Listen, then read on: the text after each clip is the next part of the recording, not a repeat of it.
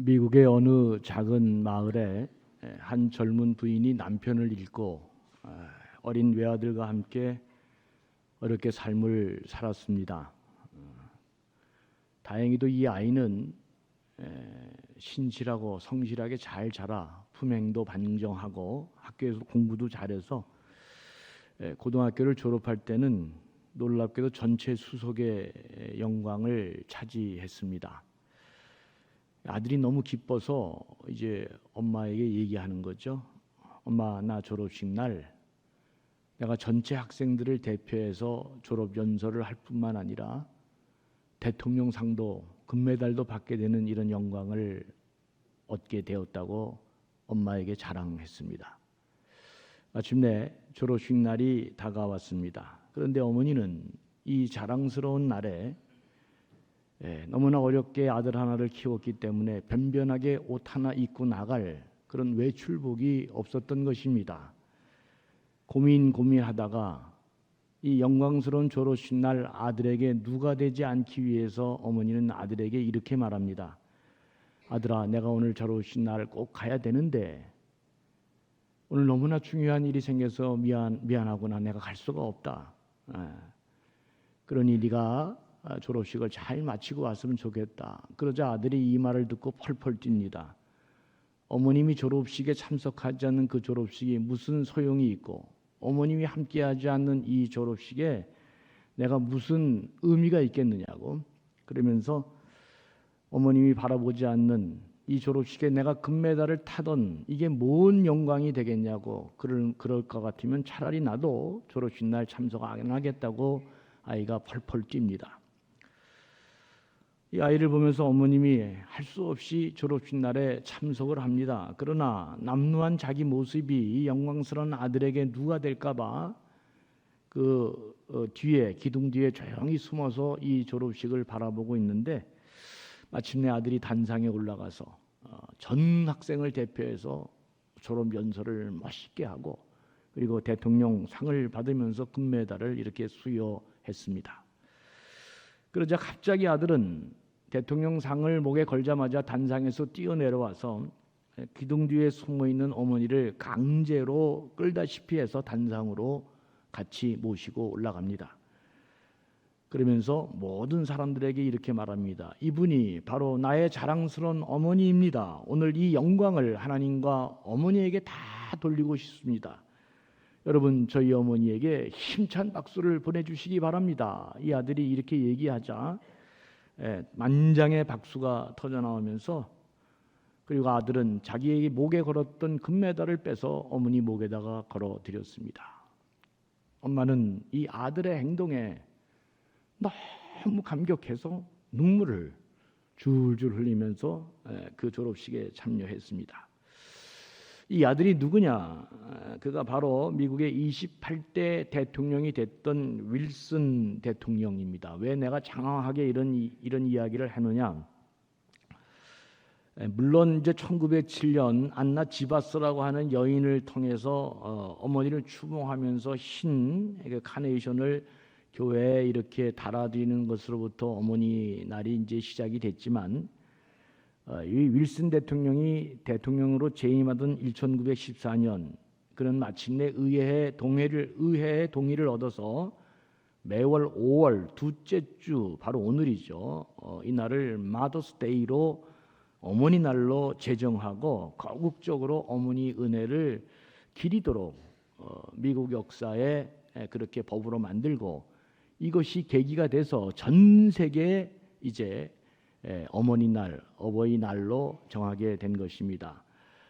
어머니날의 기원이 바로 이 미국 윌슨 대통령이 의회에서 정했기 때문에 이것이 선포됐는데 미국은 5월 둘째 주가 마더스 데이 이렇게 돼 있고 6월 둘째 주가 파더스 데이 그래서 어머니 날과 아버지 날이 이렇게 다르게 되어 있는데 이 윌슨 대통령의 이 의회의 동의를 얻은 이 어머니 날이 전 세계적으로 이제 영향을 끼쳐서 5월 8일 우리나라는 어버이날로 정하고 하여튼 이렇게 저렇게 조금 변형이 됐지만 전 세계에 이 어머니 날, 어버이날의 기원이 된 것입니다.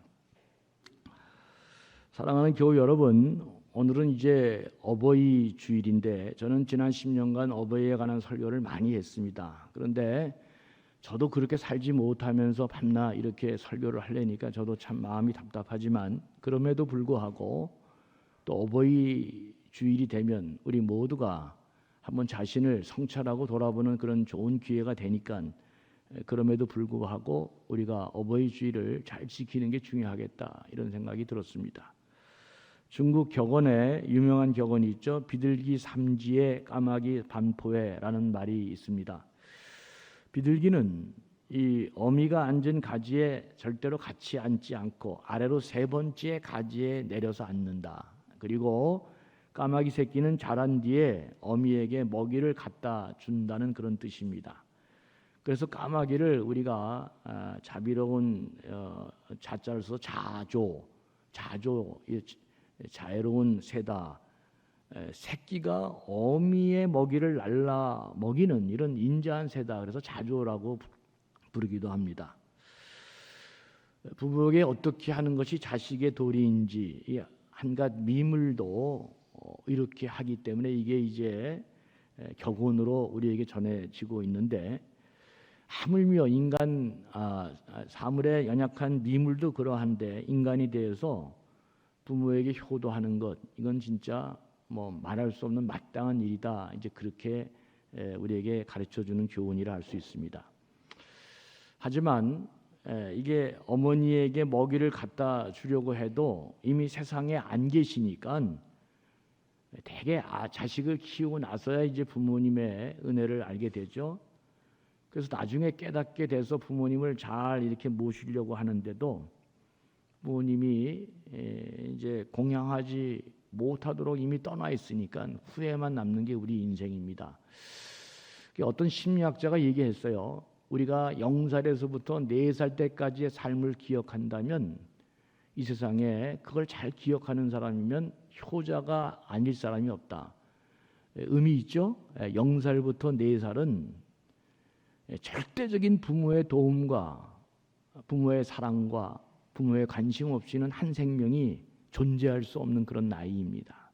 그러니까 절대적으로 그 기간 동안에는 부모의 그 진짜 엄청난 희생이 담보되지 않으면 그 아이의 생명이 불가능하잖아요. 그러니까 0살 때, 4살 때의 부모의 삶을 기억한다면, 그런데 여러분 심리학적으로 우리 아이들은 우리도 잘하지만 대개 0살 때부터 4살 때까지 기억이 안 납니다. 기억이 없습니다. 그래서 가장 중요할 때 부모가 나에게 어떻게 해줬는지를 알지 못하는 게 인간이다. 그래서 불효하게 되는 것입니다. 나중에 깨달아 부모를 공양하려 하는데 이미 부모는 떠나 있다. 그래서 이런 유명한 시가 있습니다. 수욕쟁이 풍불지 지욕양이 침불대야, 이런 이제 시가 있는데, 수목할 때 숫자 쓴 거죠. 나무가 가만히 있기를 원하여도 바람 품자를 썼는데 바람이 멈추니까, 나무는 가만히 있기를 원해도 바람이 멈추지 않고, 또 자식이 부모에게 효도하기를 부모가 기다려주지 않는다. 그러니까 철들어서 부모한테 효도하려 그러면 이미 부모가 떠나 있다. 이제 그런 얘기죠. 그러니까 효도는 아버지 어머니가 살아계실 때 하는 것이 효도라는 말입니다.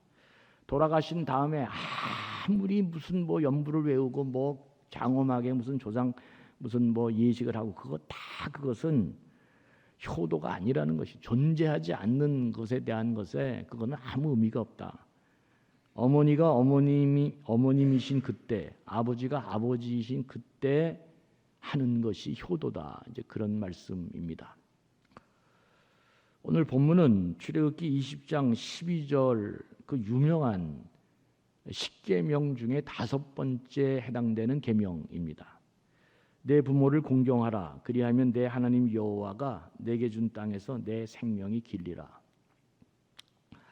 우리가 너무나 잘 알고 있는 대로 10계명은 2개의 큰 기둥으로 되어 있죠. 하나는 1계명에서 4계명까지인 하나님과의 관계, 배신 관계를 나타나는 말씀입니다.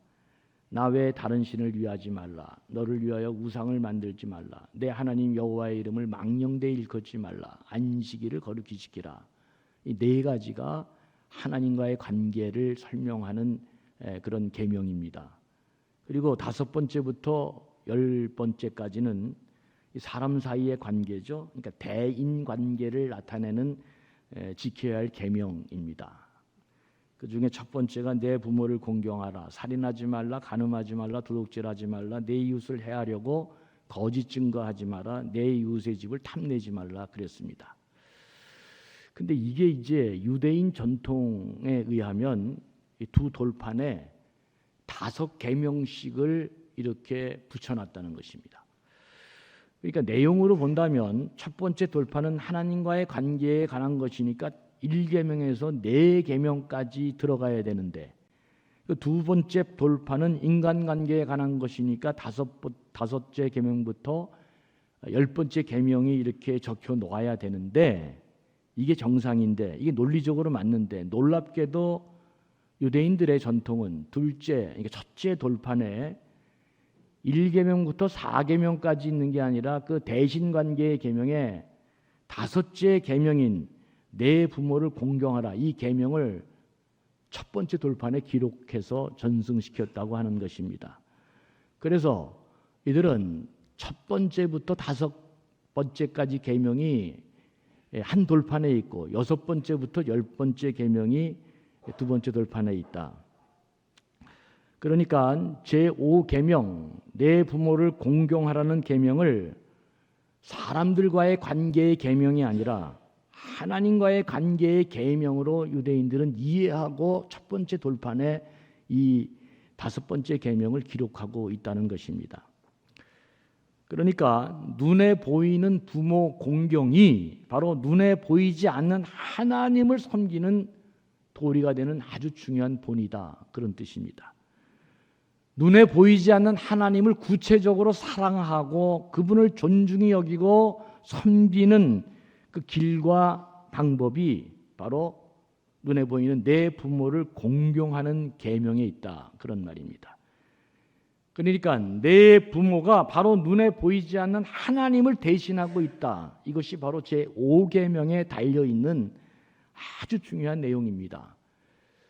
여러분, 이 10계명은 전 세계의 인간의 윤리도덕의 근간이 된 아주 중요한 말씀인데, 그 노예 생활하던 이스라엘 백성을 끌고 나와서 하나님이 시내산에서 주신 이 첫 번째 중요한 하나님 백성 되는 원리의 이 계명으로 주셨는데, 하나님이 이 두 기둥이 뭐라는 거예요? 인간이 인간 되는 가장 중요한 정신적 원리가 하나님을 공경하고, 그러니까 하나님과의 관계와 사람 사이의 관계, 이 두 계명이, 이 두 기둥이 안 되면 그런 인간이 안 된다, 하나님 나라 백성이 불가능하다, 그것으로 주어진 것입니다. 어느 한쪽만 하나님 믿는다고 하면서 나가서 인간관계 개판을 치거나, 또 인간관계는 잘하면서도 하나님과의 관계가 완전히 엉망이거나 절대로 인간 되지 못한다.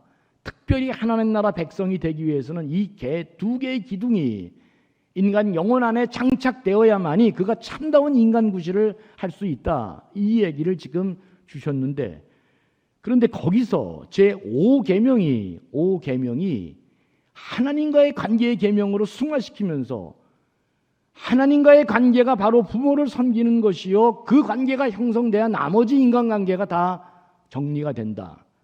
여기서 우리는 신앙과 효가 하나로 결합되어지고 신앙과 효가 한 몸임을 발견하게 됩니다. 그러니까 효도는 신앙의 첫걸음이고 첫 열매이고, 또 참신앙은 무엇보다도 부모를 공경하는 데서 나타난다. 이게 제5계명이 담고 있는 아주 중요한 신학적인 의미인 것입니다. 여러분, 바닷가에는 등대가 있습니다. 왜 등대가 있습니까? 간단하죠. 배의 안전한 운항을 위해서 존재하는 것입니다. 하나님께서 우리 인간에게 처음 하나님 백성 만들기 위해서 10계명을 왜 주셨는가? 우리가 안전한 인생 항로를 가도록 하기 위해서 이 10계명의 귀한 정신을 우리에게 주신 것입니다. 그런데 10계명 가운데는 자녀들아 내 부모를 공경하라, 이 계명은 있어도 부모들아 내 자녀를 사랑하라, 이런 계명은 없습니다. 왜 그럴까? 여러분 등대도 마찬가지잖아요. 수심이 깊고 시야가 넓고 암초가 없는 그런 바닷가에 등대를 세우는 경우는 없습니다. 대개 다 바다 해변가에 수심이 얕고 시야도 좁고 암초가 많이 있는 바닷가에 등대가 꼭 필요한 것입니다. 그러니까 아무리 시대가 바뀌어도 자녀에 대한 부모의 마음은 본질적으로 수심이 깊고 암초가 없어서 이런 그러니까 이제 부모들아 내 자녀를 사랑하라 이런 계명은 이런 등대는 세울 필요가 없는 것입니다. 그러나 동서고금을 막론하고 부모에 대한 자녀의 마음은 이게 다 수심이 얕고 시야도 좁고 암초가 많은 바다 같아서 하나님이 제5계명을 등대처럼 세워서 우리 인생의 항로가 실패하지 않도록 이 5계명을 주신 것입니다. 그러니까 이 5계명에 실패하면 그는 기초가 없는 인간이라 올라가도 결국 망할 것이고 남이 봐도 불안하고 그 모든 성공의 실패가 이 보이지 않는 인비지블한 파워가 효도하는 마음이 그 안에 있냐 없냐로 그 인생 모든 항로가 결정이 되어지고 그가 얼마짜리 인생이 되느냐가 여기에 달려있다. 하나님이 그래서 이 제5계명을 등대로 세운 것입니다.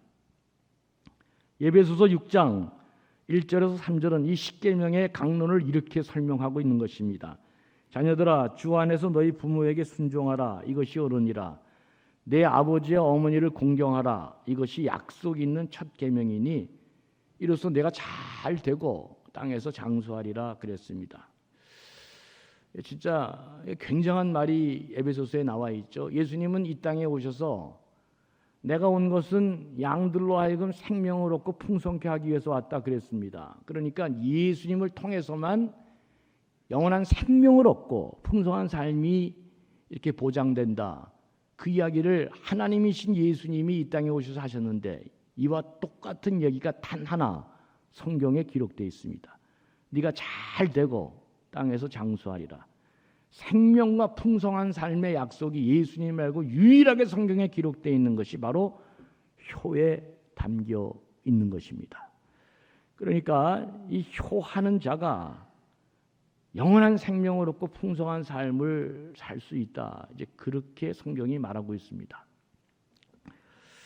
성경 말씀대로 따르면 여러분 보약을 먹는다고 건강해지는 게 아니구나. 한번 묻습니다. 여러분 효자가 건강할까? 보약을 먹는 사람이 건강할까? 잘 모르겠어요. 다수결로 오늘 결정해 봅시다.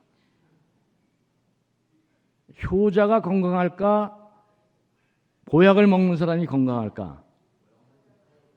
그 의견이 갈리게 돼 있어요. 의견이 갈리게 돼 있어. 근데 성경을 보면 효자는 보약을 안 먹어도 그 효를 잘하는 사람은요, 그 삶이 너무나 건강하고 바라서 보약 안 먹어도요 건강하게 돼 있다. 성경이 그렇게 얘기하는 거예요. 그러니까 여러분 보약 먹지 말고 부모님 그 보약 먹을 돈으로 부모님께 용돈 드리시기를 주의 이름으로 축원합니다. 아멘이 이렇게 약할 줄 알았어요. 오늘 내가 아이고 이래가지고 되겠어요 어버이지. 여러분 효자가 되어야 장수하고 효자가 되어야 형통한다. 그러니까 효가 바로 설 때 모든 일이 잘 되고 장수하고 나아가 복된 생을 살아갈 수 있다. 손흥민 선수가 골을 하도 많이 넣을 때 내가 그렇게 얘기했잖아요. 축구를 잘하는 선수는 볼 가는 쪽에 있지 않고 볼 반대쪽에 있다. 골 넣는 사람은 다 그렇게 돼 있어요. 이 잘 되는 사람은 겉으로 보기에 여러분 저게 무슨 재능이 있어서 뭐가 어떻게 돼서 잘 되는 것 같지만 절대로 그렇지 않습니다. 이 잘 되는 사람은 보이는 것으로 승리하는 게 아니라 인비지블 파워, 보이지 않는 것에 이미 기본이 다 깔려 있는 사람입니다. 한번 얘기했죠. 그 캐시어스 클레이, 무하마드 알리의 복싱 파트너였던 조 프레이저가 대통령 그 복싱 헤비급 세계 챔피언이 된 다음에 그 유명한 말을 했다고 내가 여러 번 얘기했잖아요. 챔피언은 링 위에서 이루어지는 게 아니라 링 밖에서 이루어진다. 성공이 그냥 됩니까, 여러분? 어림도 없는 얘기죠. 이미 그 사람의 기초가 다 잘 돼 있어서 이게 그가 성공할 수 있는, 그러니까 성공하는 사람은 뭐 손흥민이가 골을 몰고 다닐 때 반대쪽에 있듯이 진짜 성공하는 사람은 내공이, 보이지 않는 내공이 벌써 이미 있는 것입니다. 그걸 잘 봐야 돼요. 흥부도 제비다리를 고쳐줬고 놀부도 제비다리를 고쳐줬습니다. 내공이 안 되는 놈은 꺾어서 그렇게 고쳐주지만 그게 안 되는 거예요. 아무리 잔머리를 굴리고 이게 모양을 여러 번 바꿔도 이미 기초와 내공이 안 되는데 그게 될 수 있겠어요? 불가능한 것입니다. 누가 인생에서 성공하느냐? 누가 인생에서 잘 되느냐? 효도하는 사람, 효자가 잘 된다. 성경이 지금 그렇게 말씀하고 있는 것입니다. 왜 잘 될까? 뒤에서 내가 마지막에 효를 하는 사람의 복 받는 거 얘기하겠지만 하나님이 도와주시기 때문에 그렇습니다. 제비는, 여러분, 놀부는 아무리 제비다리 고쳐줘도 그는 절대로 성공할 수 없습니다. 그럼 어떻게 하는 것이 효도하는 것입니까? 제가 생각해 볼 때 점점 나이가 먹으면서 느껴지는 것은 부모의 뜻을 잘 헤아리는 것이 효도하는 것이다. 용돈 많이 드리고 좋은 환경에 거하는 거 굉장히 중요한데, 근데 그 바탕에 뭐가 제일 중요하냐? 부모의 마음을 헤아리지 못하면 그것은 효도가 될 수 없다. 이제 그런 말입니다. 이런 우스운 이야기가 있습니다. 옛날 어느 고을에 원님이 새로 부임을 했습니다. 근데 이 고을에는 소문난 효자가 한 명이 있었던 거예요. 그래서 원님이 새로 부임하면 자기 동네에 이런 효자가 있다는 게 자랑스러움이 되니까 꼭 효자를 초청해서 잔치를 베풀고 푸짐한 대접도 하고 상도 내리고 그렇게 온갖 칭찬을 다 했다는 것입니다. 새로 부임한 이 원님도 이 효자 이야기를 듣고 그를 이제 관청에 초대했죠. 잘 대접하고 그리고 물었습니다. 자네가 이 고을에 그렇게 소문난 효자라고 하는데 그거 맞는가? 이렇게 물어보니까 이 효자가 부끄러기 그지없습니다. 그러니까 이 원님이 한 번 더 묻습니다. 그럼 자네 부모의 형편은 지금 어떻게 하고 있는가? 이렇게 물었더니 이 효자가 예, 저는 어머님을 20년 전에 세상을 떠나 보냈습니다. 그래서 홀로 남으신 아버지 한 분이 외롭게 살고 있는데 그분이 외롭지 않도록 하기 위해서 늘 최선을 다해 제가 모시고 그러고 있습니다.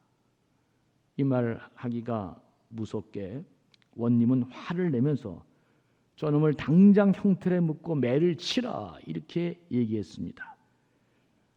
아니 저런 고약한 놈이 어떻게 지금까지 효자라고 이 동네에서 칭찬받고 저렇게 대접받고 저놈은 효자가 아니니라. 당장 저놈을 형틀에 묶고 매를 치라고 원님이 그렇게 이야기를 했습니다. 그러면서 지는 지 마누라와 함께 살면서 아버지는 1, 2년도 아니고 20년 동안이나 혼자 살게 했다고?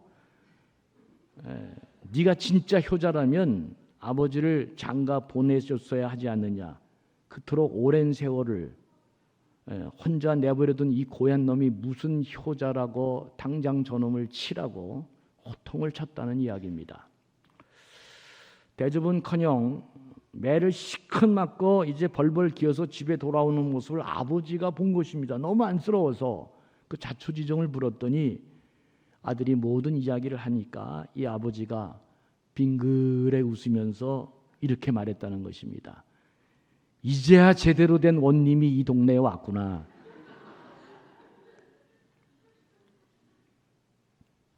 근데 이게 그냥 쉽게 안 넘어가더라고요. 내가 이 이야기가 이게 아버지가 원하는 효도와 아들이 원하는 효도가 전혀 다르구나.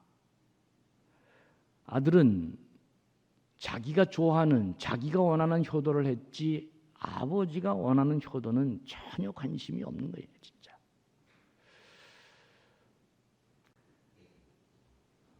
어떻게 생각하면 오늘날 우리도 다 내 좋을 대로 효도한다고 말하고 있지는 않는지 이거 깊이 생각해 봐야 됩니다.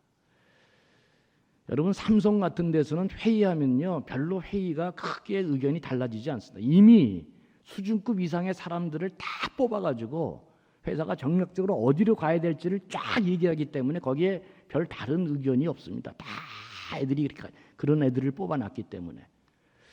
근데 교회는 그런 집단이 아니기 때문에 다 각자 자기가 좋아하는 방식대로 교회를 사랑하는 것입니다. 각자 자기가 다 원하는 대로 교회를 사랑하는 것입니다. 그래서 교회는 세상에서 가장 발전이 느린 곳이고 가장 성장이 둔한 것이고 가장 어려운 것이 교회인 것입니다. 여러분, 이렇게 되면 이제 어떻게 될까? 이게 참 심각하죠. 근데 여러분, 이런 건 있습니다. 한 사람이 무능하고 능력이 없고 연약하고 허약하면 다 우리가 그를 도와줄 수 있고 긍정하고 긍휼히 베풀 수 있습니다. 그리고 그가 잘 안 돼도 그 한 사람의 문제이기 때문에 별 문제가 없습니다. 그런데 한 나라의 대통령이, 한 교회의 목사가, 한 공동체의 지도자가 이렇게 무능하고 문제가 생기면 이게 큰 일이 나는 것입니다. 왜 그럴까요? 그건 자기 혼자 망하는 게 아니라 나라 전체가, 공동체 전체가 망하는 것이기 때문에 그건 용서가 안 되는 것입니다. 교회에서 교육전도사님, 부목사님, 뭐 다른 사람, 뭐 교회, 뭐 연합회 회장이 조금 잘못해도 큰 문제가 되질 않습니다. 그런데 담임 목사가 잘못되면, 제가 섬기던 전 세계 교회 다 마찬가지입니다. 교인이 다 들고 일어나는 것입니다. 왜 그럴까? 교회가 망하니까. 여러분, 진짜 이거 참 중요한 얘기들입니다.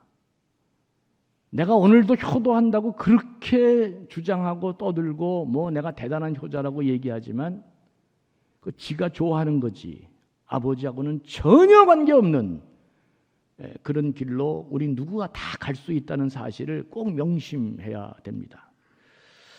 몇 년 전 가정의 달을 맞아서 설문조사한 내용이 있습니다. 노인들이 자녀로부터 무엇을 가장 받고 싶어 하는가, 그 조사했는데 그 조사 대상자가 노인대학에 출석하는 사람, 노인병원, 그리고 서울에 그 탑골공원이 있어요. 여러분 이제 아시죠?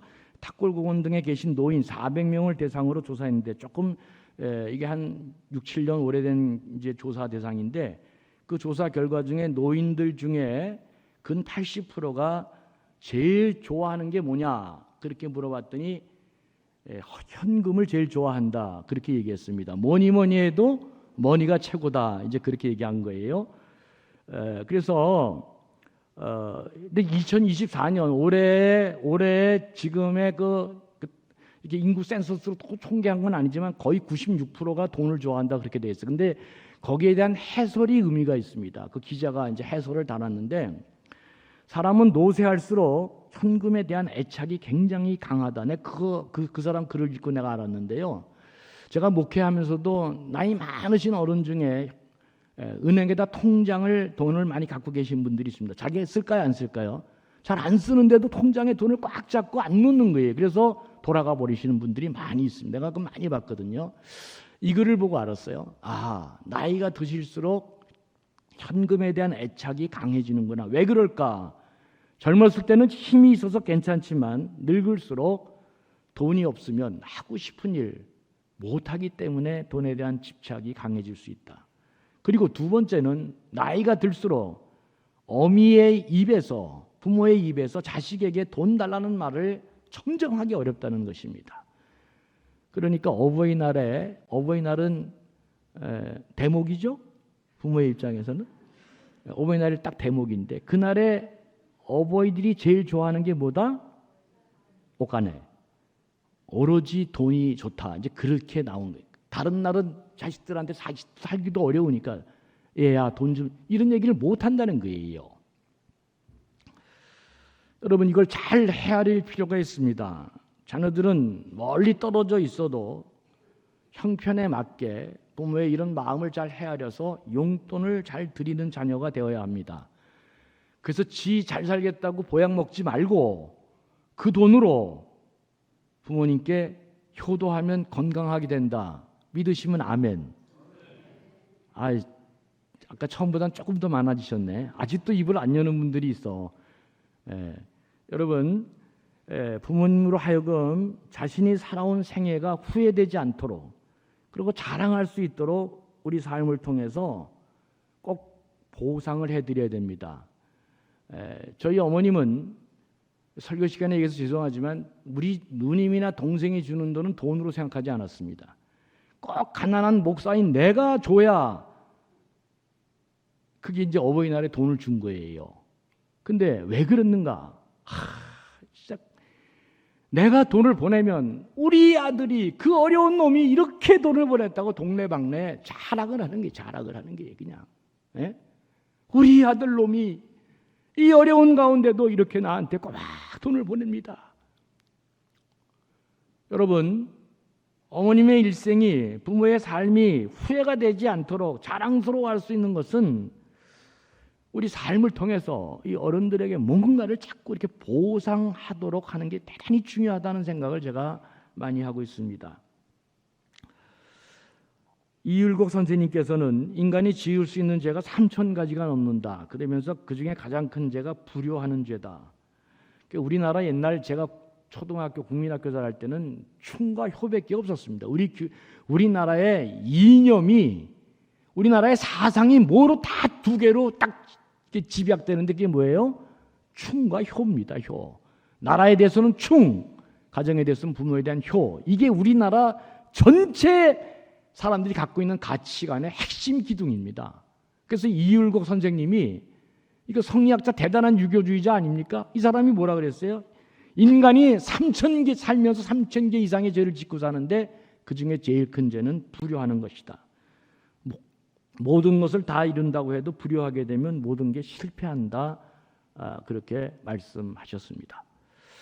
사랑하는 교회 여러분, 말씀을 마치겠습니다. 복은 위로부터 오는 것입니다. 이게 인간의 노력과 수고로 될 수 있는 것이지만 그렇다고 해서 그게 가능하지 않습니다. 다 이게 불가능합니다. 자고로 복은 쟁취하는 게 아니라 위로부터 주어지시는 것이다. 위에서부터 이루어지게 하는 것이다. 복을 받기를 원한다면 복을 받을 수 있는 길을 잘 가는 게 중요합니다. 다 다른 사람들이 어떻게 저렇게 떠드는 길로 가는 게 아니라 성경이 말씀하시는 복을 받는 길로 가는 게 대단히 중요하다. 하나님께서는 우리에게 복을 받는 길을 분명하게 보여주셨습니다. 그것이 부모 공경과 효인 것입니다. 다른 사람 말 듣고 너 이번 휴가 때 어디 여행 가? 그따위 짓 하지 말고 다 그렇게 사람이 살아도 너희가 잘 되는 길은 그렇게 가는 길이 아니고 부모에게 잘 효를 하고 공경하는 게 네가 인생에 승리하고 복받는 길이다. 성경이 그렇게 우리에게 인생의 항로를 잘 가도록 등대를 세워주셨다는 것. 여러분 꼭 기억하시면서 복받기를 원한다면 어떤 처지에 있더라도 부모님을 잘 모실 줄 아는 자녀가 되어야 됩니다. 좀 더 구체적으로 얘기하겠습니다. 부모님에게 돈을 드리는 자녀가 복받는 자녀입니다. 아멘을 안 합니다. 이 중요한 설교를 하는데도 지금 부모님에게 공경하는 게 복받 이렇게 얘기하면 이게 또 이념으로 떠가지고 구체적으로 이게 또 안 돼. 어버이 주일날 10만 원 지금 딱 띄어서 오늘 이거 내가 먹을 거 보내겠다. 아멘 하시기 바랍니다. 그렇게 구체적으로 돈을 딱 띄어서 오늘 어머니께 드리십시다. 이런 분이 있습니다. 내가 수요일에도 그 얘기를 했는데 목사님 저는 교회에 헌금을 바치기 때문에 어머니께 바칠 돈이 없습니다. 이런 고약한 제가 오늘 여기 강병원 장로님 우리 재정부장님 계시는데 내가 감히 얘기합니다. 그런 사람 헌금하지 말고 오늘 부모님께 보내시기 바랍니다. 오늘 11조 하지 마십시오. 그건 다행히도 또 아멘은 안 하네. 해도 아이고 다행이네. 여러분 이게 하나님이 우리 인생 항로에 잘 되는 길로 그게 너무 거의 대부분이 안 되니까 이걸 등대로 세워주신 것입니다. 효를 하는 사람은 이 땅에서도 잘 되고 장수하는 축복을 받는 자들이다. 효를 다하는 사람은 반드시 성공하고 승리할 것입니다. 성경이 그렇게 말씀하는데 왜 그럴까? 하나님이 그와 함께 해주시기 때문에 그렇습니다. 5월 가정의 달, 또 오늘 어버이 주일, 여러분 이런 모든 축복이 여러분 모두에게 넘쳐나기를 주의 이름으로 간절히 축원합니다. 하나님 아버지, 다 아는 내용을 또다시 한번 우리가 말씀을 통해 듣습니다. 주님, 오늘 어버이 주일을 맞으면서 5월 가정의 달, 무엇보다도 먼저 부모를 먼저 생각하면서 정성과 효를 다하는 우리 감전교회 존귀한 자들, 복 있는 자들 되게 해 주옵소서. 감사하며 예수님의 이름으로 기도합니다. 아멘.